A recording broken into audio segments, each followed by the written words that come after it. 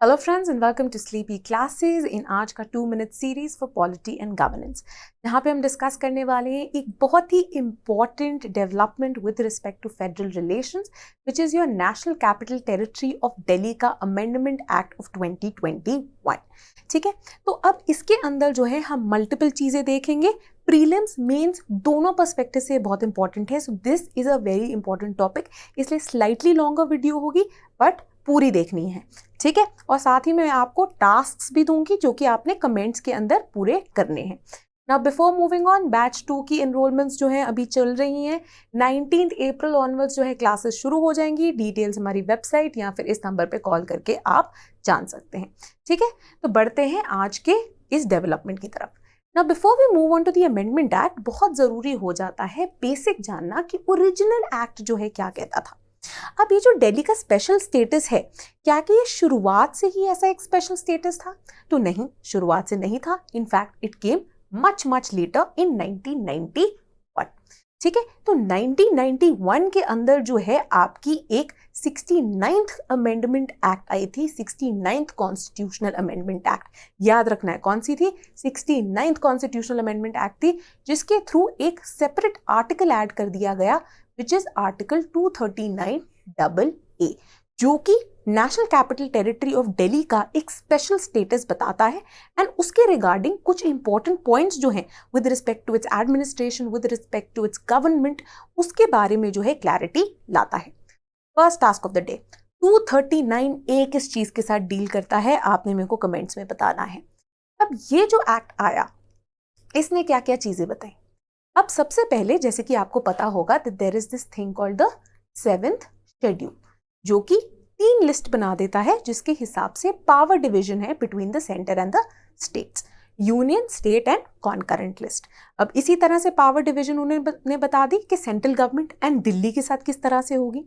अब उन्होंने कहा कि स्टेट लिस्ट के अंदर जितने भी सब्जेक्ट्स आते हैं वो स्टेट गवर्नमेंट जो है दिल्ली की, उनको दिया जाएगा, बट इनमें से 3 ऐसे टॉपिक्स होंगे जो कि यूजुअली बाकी स्टेट गवर्नमेंट्स के पास हैं, पर दिल्ली के केस में उनके पास नहीं होंगे।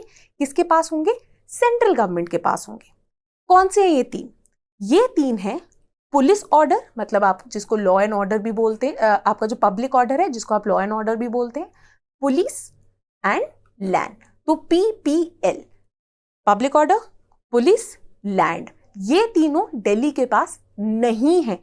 किसके पास है? सेंट्रल गवर्नमेंट के पास है, जिसके कारण काफी टाइम से कॉन्फ्लिक्ट चलती आ रही है सेंटर एंड दिल्ली गवर्नमेंट के बीच में। वेरी इंपॉर्टेंटली, बाकी जितने सब्जेक्ट्स नॉर्मली जो state list and concurrent list में होते हैं, वो ही सारे सब्जेक्ट्स का कंट्रोल जो है दिल्ली की लेजिस्लेटिव असेंबली, जो उनकी विधानसभा है, उनको भी दिया गया। वेरी इंपॉर्टेंटली, इसी आर्टिकल के तहत लिखा गया कि अब दिल्ली, जो कि एक स्पेशल यूटी है, उसके पास भी एक लेजिस्लेटिव असेंबली होगी और इस लेजिस्लेटिव असेंबली के जो MLAs हैं वो चुने जाएंगे फ्रॉम वेरियस कॉन्स्टिट्यूएंसीज, जिसके अंदर NCT दिल्ली को जो है डिवाइड कर दिया जाएगा। ठीक है, तो वहां से हर कॉन्स्टिट्यूएंसी से जो है एक MLA आएगा। राइट, नाउ वी सी कि अब विद रिस्पेक्ट टू, ये मेन लेजिस्लेटिव रिलेशंस की बात होगी। एग्जीक्यूटिव रिलेशंस का क्या हिसाब था इस ओरिजिनल एक्ट में? लाइक ऑल अदर स्टेट्स, हम क्या कहते हैं, एक आपकी इलेक्टेड गवर्नमेंट होती है जो कि आपकी council of ministers headed by the chief minister होती है, और एक नॉमिनल एग्जीक्यूटिव होता है जो कि प्रेसिडेंट द्वारा भेजा जाता है in the form of governor. Right, UT के केसेस में हम इनको एडमिनिस्ट्रेटर बुलाते हैं। राइट, मल्टीपल नाम से जाने जाते हैं, एडमिनिस्ट्रेटर हो गया, लेफ्टिनेंट गवर्नर हो गए। तो दिल्ली के अंदर भी इसी तरह से ये डुअल एग्जीक्यूटिव है, the real in the form of the Council of Ministers headed by the Chief Minister and nominal in the form of the Lieutenant Governor। ठीक है, अब इनके बीच का किस तरह का रिलेशनशिप था? 239AA ने सबसे पहले बोल दिया और एक लिमिट उन्होंने सेट कर दी कि आपकी काउंसिल ऑफ मिनिस्टर्स में कितने मेंबर्स हो सकते हैं। ये उन्होंने कितने बोले कि 10, not more than 10% of the strength of your Vidhan Sabha of Delhi. ठीक है, तो विधानसभा ऑफ दिल्ली की जितनी स्ट्रेंथ है उसके मैक्सिमम 10% के जो है काउंसिल ऑफ मिनिस्टर्स की स्ट्रेंथ हो सकती है दिल्ली की। अब आपने मुझे बताना है that with respect to prime minister and his council of ministers and बाकी स्टेट्स के अंदर ये लिमिट क्या सेट की गई है। ठीक है, साथ ही में अब इन्होंने क्या बता दिया, इस लॉ ने, इस एक्ट ने क्या बताया कि chief minister and council of ministers जो है एड एंड एडवाइस करेंगे लेफ्टिनेंट गवर्नर को. However apart from this aid and advice एक डिस्क्रेशनरी पावर्स भी जो है दी गई लेफ्टिनेंट गवर्नर को. डिस्क्रेशन क्या होता है? ऐसी चीजें जहां पे the lieutenant governor does not have to listen to the aid and advice of the chief minister and council of ministers, but अपने हिसाब से जो है ये काम कर सकते हैं. Now you should know that with respect to President of India, the President is bound by the aid and advice of the Council of Ministers and PM, और उनकी डिस्क्रेशन जो है बहुत नैरो है. तो आपने मेरे को बताना है कौन सी अमेंडमेंट एक्ट से जो है ये बाइंडिंग कर दिया गया था प्रेसिडेंट के ऊपर.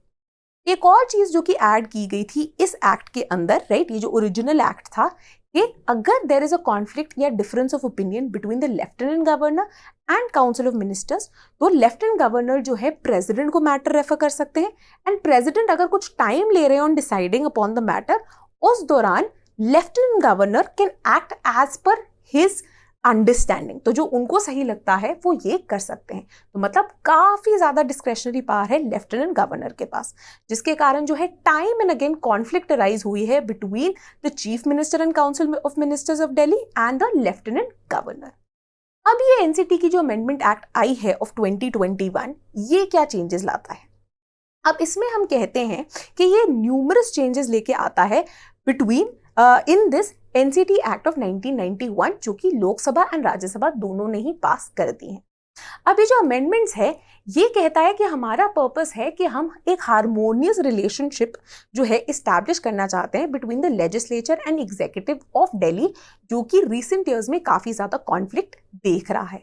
साथ ही में इन्होंने कहा कि हम लेजिस्लेटिव असेंबली ऑफ जो दिल्ली है, जो उनके रूल्स ऑफ प्रोसीजर हैं, उनको लोकसभा जैसा बनाना चाहते हैं थ्रू दिस अमेंडमेंट एक्ट. अब ये amendment act further more try करता है कि हम डिफाइन कर देंगे जो रिस्पॉन्सिबिलिटी है इलेक्टेड गवर्नमेंट की, that is chief minister and council of ministers, and आपके लेफ्टिनेंट गवर्नर की क्या है. Right, this was specially important considering कि टाइम एंड अगेन जो है आपके सुप्रीम कोर्ट के अंदर ये वेरियस इश्यूज आए थे.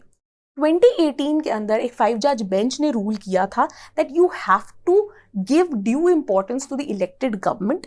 सिमिलरली 2018 में भी उन्होंने 2 जज बेंच ने ये रीअसर्ट किया that the lieutenant governor is supposed to abide by the aid and advice of the elected government. अब एनसीटी अमेंडमेंट एक्ट और क्या क्या, ये 2021 की अमेंडमेंट क्या क्या चेंजेस लाती है? पहली चीज ये कहते हैं कि जो टर्म गवर्नमेंट है किसी भी लॉ में जो कि बनाया जाएगा बाय द दिल्ली विधानसभा, this will imply not the elected government, बल्कि this will imply the lieutenant governor.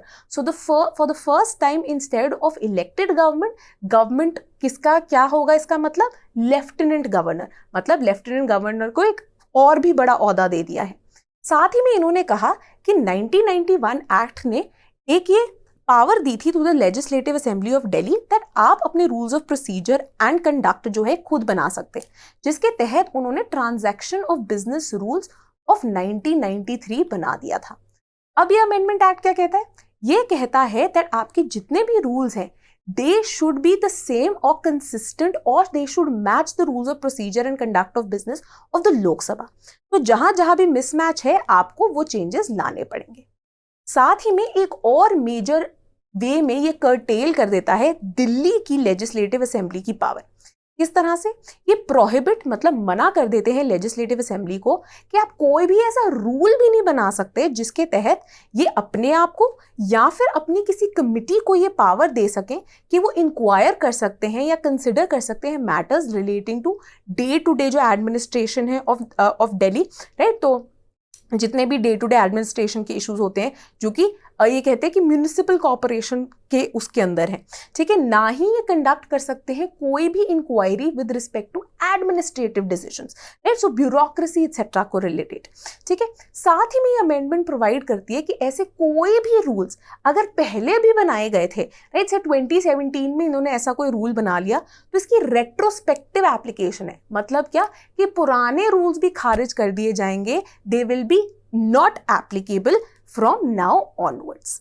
साथ ही में इन्होंने कहा कि अब 1991 वाला जो एक्ट था ना, ये स्पेसिफाई करता था कि किन बिल्स के रिगार्डिंग रिजर्व किया जा सकता है, राइट, ऐसे बिल्स जो कि दिल्ली की लेजिस्लेटिव असेंबली ने पास कर दिए हैं, बट लेफ्टिनेंट गवर्नर इनको रिजर्व करना चाहते हैं फॉर द प्रेसिडेंट। ठीक है, 4 कैटेगरी ऑफ बिल्स होते थे।